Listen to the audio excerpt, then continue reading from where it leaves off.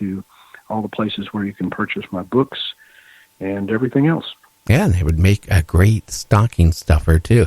Lyle, I want to thank you for coming on the show, and hopefully we can get you back on again in a few months. Absolutely. I appreciate it. Okay, my friend, you have a great week. Thank you so much. And thank you for coming on the show. Well, James, you know what? It's time for our typical break. Yes, it is. Boy, it's flying by.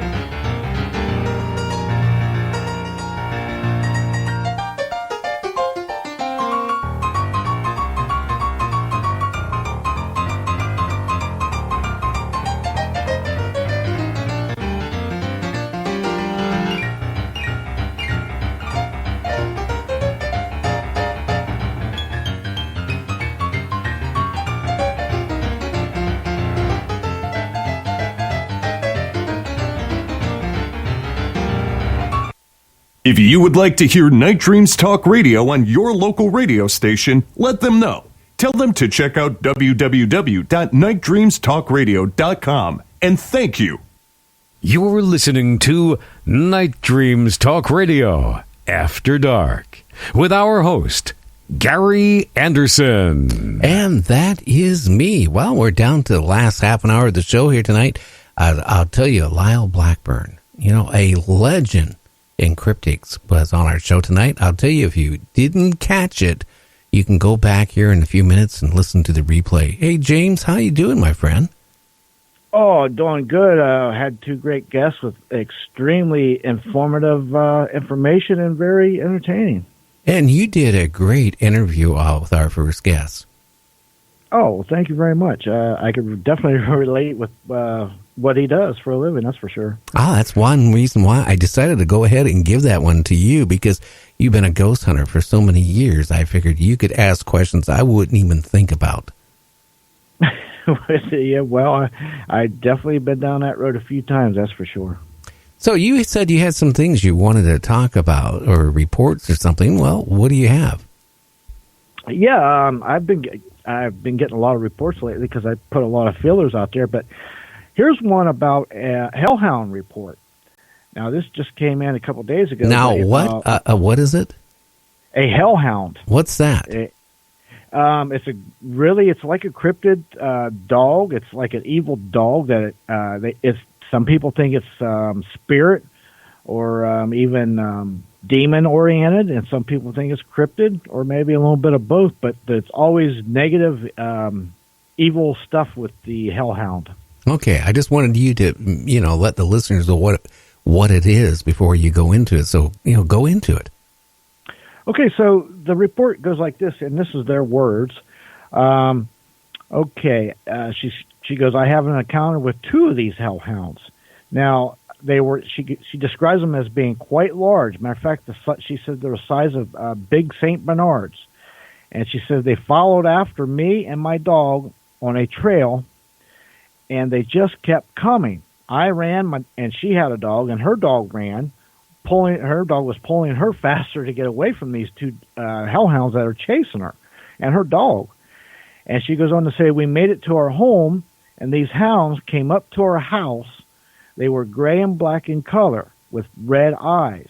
They came by the window, and one looked at me through the window with an evil grin.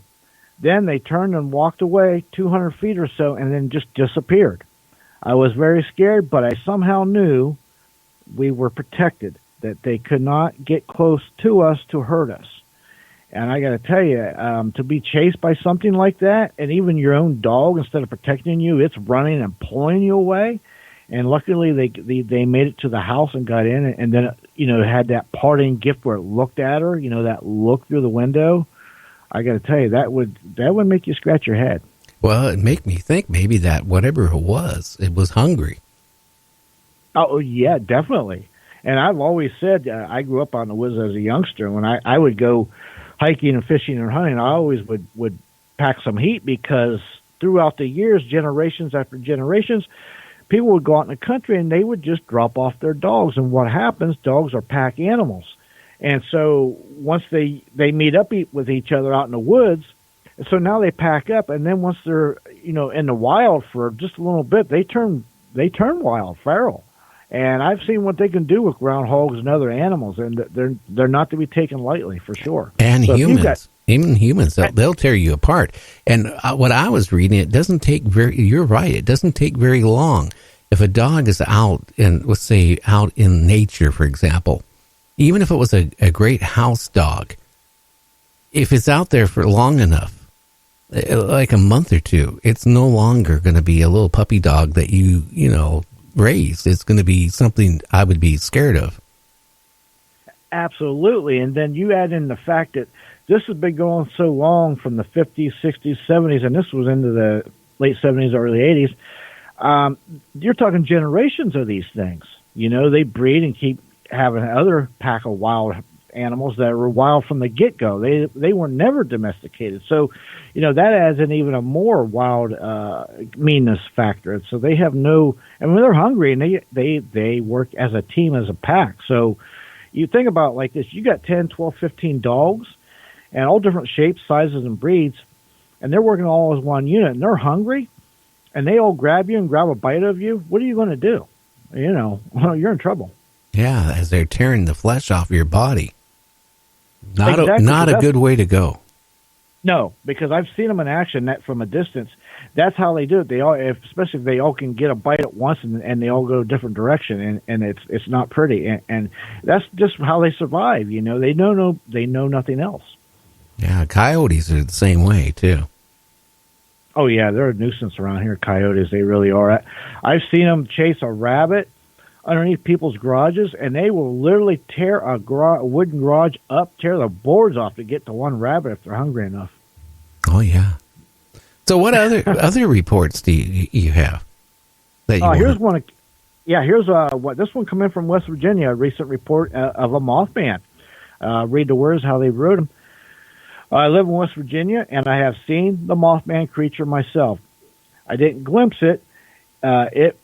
We clearly saw it. Whatever it is, it does exist, and I'm not sure how anyone can get a picture of it. I could have had a camera in my hand and still would not have a picture. When it looks at you, somehow it paralyzes you. Was me and my friend, and for the first hour or so after, we couldn't move or even talk. Then, for about the next hour, all we could say was, "What the heck was that?" and still couldn't move. And yes, as I said here, it looks nothing like a moth and nothing like the statue in Point Pleasant. It looks more like a bat than a moth. I can only hope to never see it again. And that was the report on a recent Mothman. And it's funny, she's right, because even that UFO I seen in July, broad daylight, I had my phone on them. I didn't even think that the filming or nothing. I was lucky at the very end. I snapped off a few pictures, but you're in such awe, and like she said, she was just paralyzed from it. what happens is your brain, like, look at me in the Canadian Rockies. Did I take a picture? No, I didn't even think about it because I had one thought in my mind was get out of there. That's the only thought I have. Now, when you see something like a UFO or a cryptic or whatever, Bigfoot, whatever, you don't think about, I'm going to stop here and take a picture. But your mind doesn't think that way. It goes into survival mode. First, you're in shock and denial. And then the only thought you have is to get out of there. Absolutely. And again, I was thinking about you and your situation too. And you had a camera in your hand, but let me tell you something. Like you said, you didn't think about no picture. You're like, it's time to move. Get out of there, for sure. Yeah. I'm just waiting here in about anywhere from about now to about 8 minutes from now that you get shut off on Skype again and you have to call back in. But, that's the thing about with cryptids. You can have a camera with you. You can be prepared to go, I'm going to go out and get a picture of Bigfoot. Well, you know what? If you stumble on a Bigfoot, the odds are you even thinking about taking a picture is going to be slim. Like I said, you're in shock because you've seen something, even if you want to believe it exists or whatever, your mind, first thing it does is it shuts down for a second.